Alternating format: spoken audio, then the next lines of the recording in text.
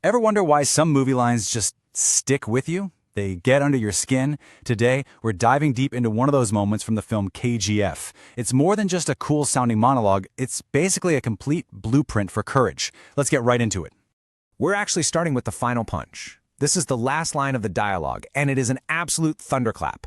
It translates to, "It is better to die fighting evil like a hero than to die of cowardice." This isn't just a cool line, It's a mission statement.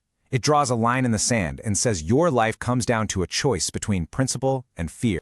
So what's the magic here? Why do these specific words stir up such a raw, powerful feeling? That's the big question we're tackling today. We're going to break down the 4 key ideas that give this monologue all of its incredible power.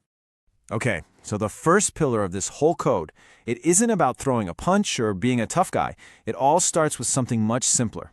It's about opening your eyes. It's about the moral choice you make before any action even begins. It all kicks off right here, with this simple refusal to just be a passive bystander. The line is, "When I see something wrong happening, I am not one of those who look away." See, this isn't about being a hero yet. It's about deciding not to be a coward. It creates a very clear distinction. You're either someone who engages with a problem, or you're someone who pretends it doesn't exist. And you gotta understand, this isn't just some gut reaction. Nope. The dialogue makes it super clear that this is a conscious decision. It's a choice that defines who you are at your core.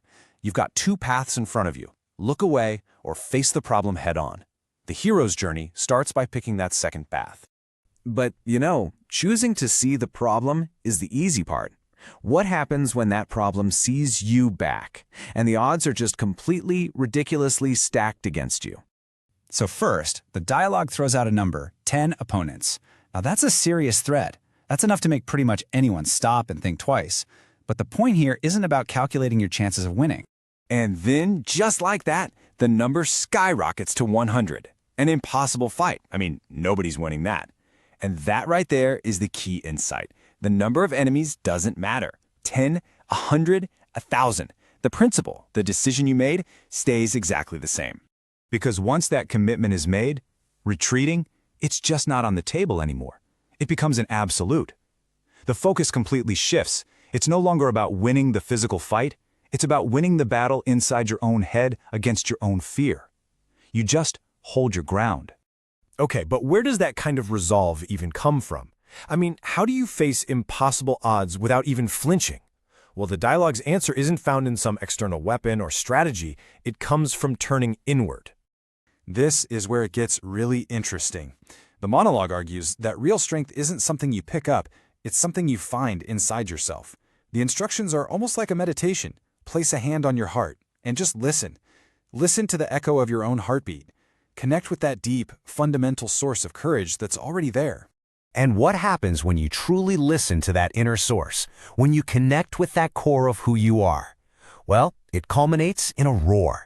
And we're not just talking about a sound here. This is the physical manifestation of that internal power, an unstoppable, undeniable expression of your will.